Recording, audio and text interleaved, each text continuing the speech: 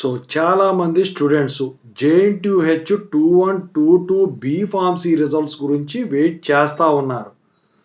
Third year వాళ్ళు నిజంగా అదృష్టవంతులు. 3132 బీ ఫార్మసీ రిజల్ట్స్ వచ్చేసినాయి. యాక్చువల్గా 2122 బీ ఫార్మసీ ఈ పాటికి రావాల్సి ఉంది, కానీ రాలేదు.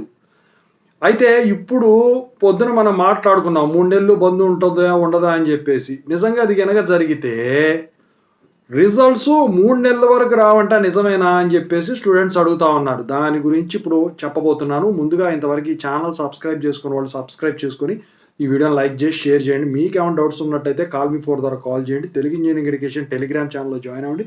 ఈ వీడియోకి ఒక హైప్ ఇవ్వండి. ఇక టాపిక్లో వెళితే ఏంటంటే 2122 B pharmacy paper valuation complete అయిపోయింది.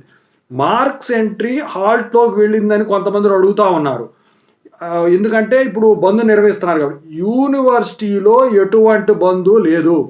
స్టాఫ్ యథావిధిగా పనిచేస్తామన్నారు. ప్రైవేట్ కాలేజీలో కూడా స్టాఫ్ వస్తున్నారు, కానీ కొన్ని కాలేజీలు మాత్రం వాళ్ళకి సెలవు ప్రకటించడం జరిగింది. అయితే మీకున్న అదృష్టం ఏంటంటే జేఎన్టీహెచ్ వాళ్ళు ముందుగానే ఆలోచించి ఈ ఆన్లైన్ పేపర్ వాల్యుయేషన్ తీసుకురావడం మంచిదైంది.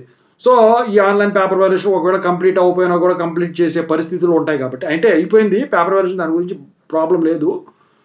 అయితే ఆఫ్లైన్లో అయిపోయి ఆన్లైన్లో కనుకుంటే అయిపోయిన తర్వాత ఈ మార్క్స్ ఎంట్రీ అనేది దాంతోపాటు ఎక్కుతుంది కాబట్టి మార్క్స్ ఎంట్రీ ఎట్టి పరిస్థితిలో ఆగదు. అయితే నాకు తెలిసి రిజల్ట్స్ అన్ని రోజులు కూడా పట్టవు. ఈ సాటర్డే లోపు మీకు 2122 బీ ఫార్మసీ రిజల్ట్స్ డిక్లేర్ అయ్యేదానికి ఛాన్స్ ఉంది. ఓకేనా?